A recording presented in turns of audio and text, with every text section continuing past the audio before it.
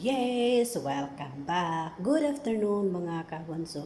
This video is papunta tayo ng kusina dahil tayo ay magawa tayo ng juice para sa ating katawan, para yung katawan natin ay hindi maglaki. Kaya mga kabonso, samahan niyo na ko in 3, 2, 1. So, papunta tayo ng kusina mga kabunso dahil doon sa kusina ay may niready na akong gawain para maggawa ako ng juice para maging malusog ang ating katawan. Kaya mga kabunso, let's go! So, nandito pa tayo sa loob. And then, papunta tayo sa kusina.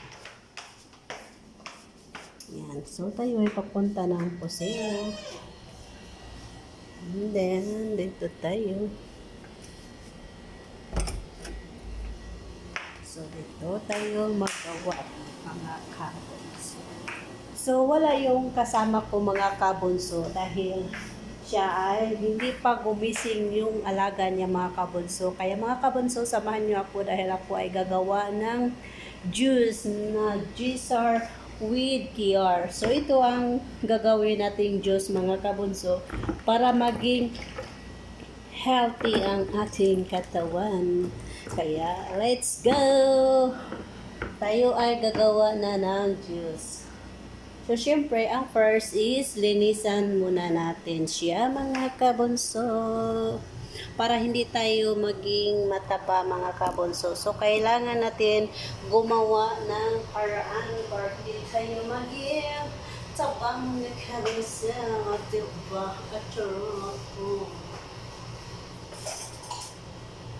So, ako ay nagawa na ng sauce.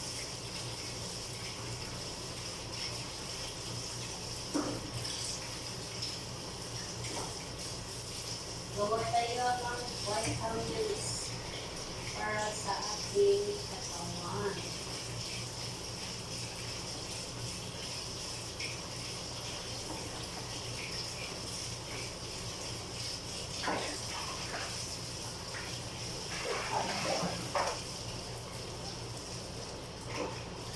So, ito yung apat na nilagay ito.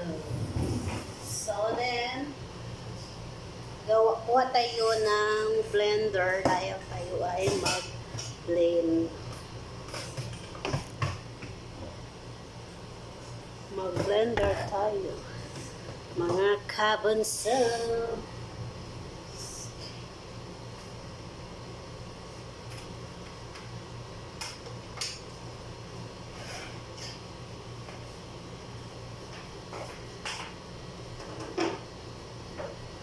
And then, magagawin tayo ng blender. So, kailangan siya mga kabunso is maliit lang kasi konti lang ang gagawin ko. Slice lang natin ito siya.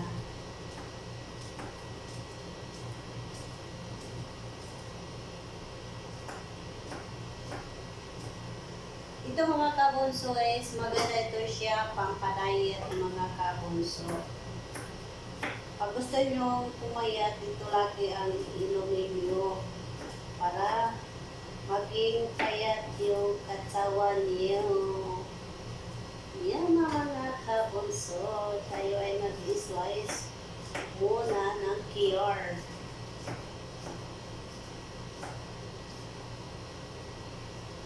So, QR ang ina-slice ko. And then, next is Gisar. Dapat mga kabunso, maliit lang dahil i-blend natin ito siya.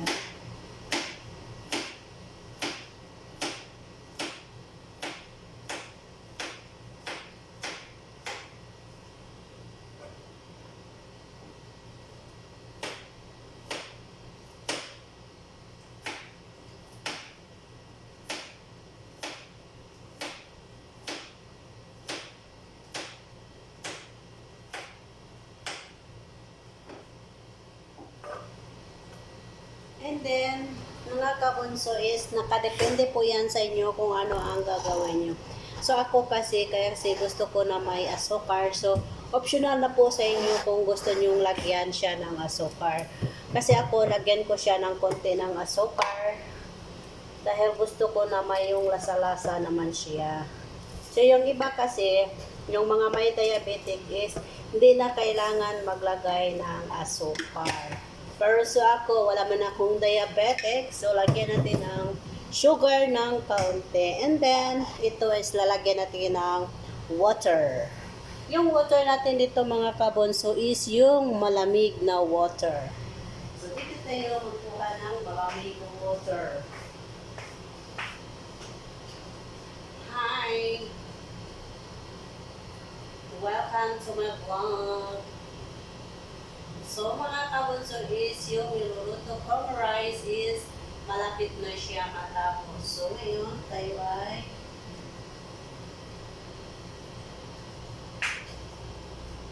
so ganito lang karami ang water mga kabunso dahil kaunti lang to dahil dalawa lang to siya mga kabunso. So ganito lang ang water, huwag marami.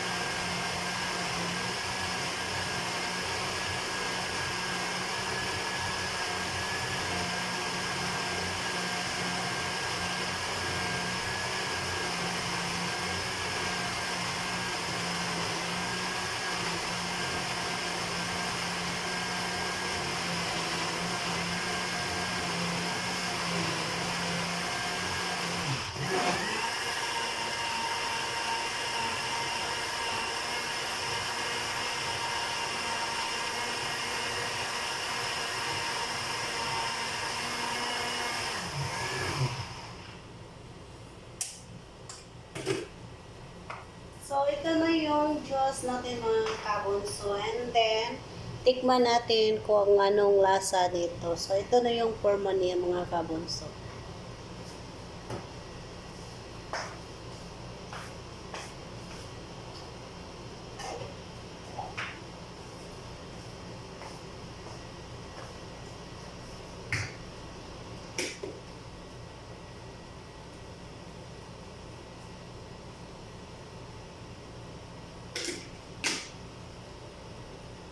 So, nandito na mga kabunso, tikman natin kung anong lasa nito. Masarap. Masarap siya kasi may malamig. So, ganito dapat maggawa tayo mga kabunso. Hindi siya dapat marami. Kasi mas maganda kasi pag ganito lang dahil yung katawan natin parang masarap sa pakiramdam pag makainom tayo ng ganito kasi vitamin kasi ito siya. So dapat tayo ay magawa ng vitamins para sa ating katawan kasi alam naman natin na araw-araw ay may ginagawa tayo dito sa ibang bansa. So kailangan natin ng vitamins kasi ayaw man magbili ng mudra ng vitamins. So tayo mismo gumawa ng paraan para tayo ay iwas sakit mga kabunso dahil hindi na tayo nagbabata, nagmamatanda na tayo mga kabunso. So kailangan na nating magawa ng paraan para tayo ay hindi tanda agad. Ito ang iinumin mo. Gisar with Cure. Yan. So, ito mga kabaso, isang baso is ubusin ko ito.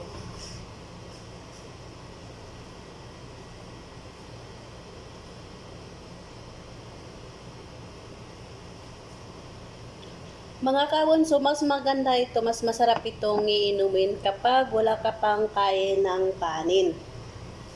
Like wala ka pang almusal, ito masarap ang inumin mo.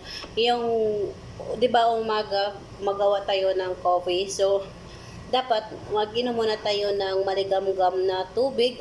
And then, after half hour, bago tayo mag-inom ng ganito.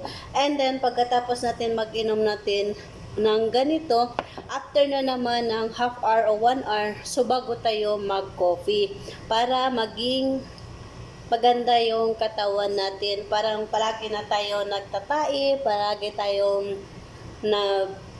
CR, palagi tayo nag-CR dahil nag-ihi tayo palagi dahil yung mga dumi ng ating katawan is lalo siyang bumababa. Lumalabas na yun siya. So, kailangan natin mag-inom. Mas maganda pag umaga tayo mag-inom nito. Kasi na-try ko na ito kasi mga kabonso.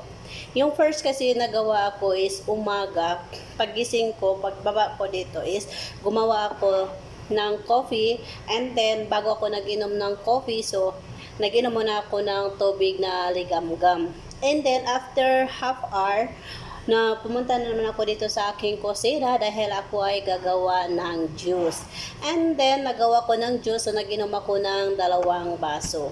So, katapos ko nag-inom ng 2 baso, siguro hindi na magtagal, mga 15 minutes to 20 minutes, ako ay nag-CR na ulit. And then, pagkatapos 1 hour, bago ako nag-inom ng coffee with samuli, with kubos. Yan.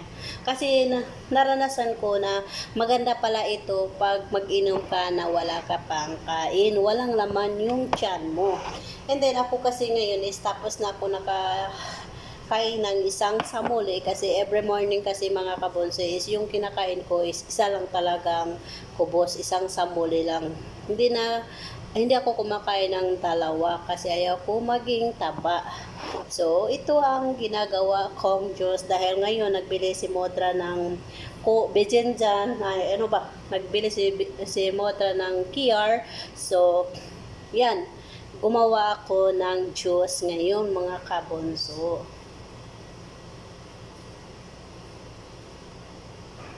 Sarap.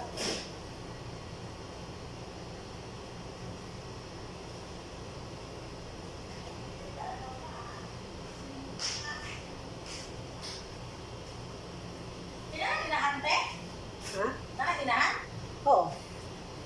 Yan, welcome to my vlog. Yan ang kasama ko mga kabonso. Ngayon lang sila nakababa dahil iwan ko kung anong mayroon sa kanila. Hindi sila bumaba agad. Yan. So tayo ay mag-inom ng juice dahil ako ay magpapakain na ngayong ilang minuto. Yan. Siya busy na naman yan siya. O yan. O, pumayat na siya mga kabonso. Mag-4 na buwan na siya mga kabonso. 16 na daw siya. Diyan, sige. Sayawan mo. Hindi. Sinisilip ko yan O, yan. Tingnan mo. Kanina pa nagising. Tingnan mo mga kabonso. Hindi daw natog yung alaga niya. Inom ka muna, juice. Yan na. Inom ka muna para hindi ka tumaba. Ay, nako.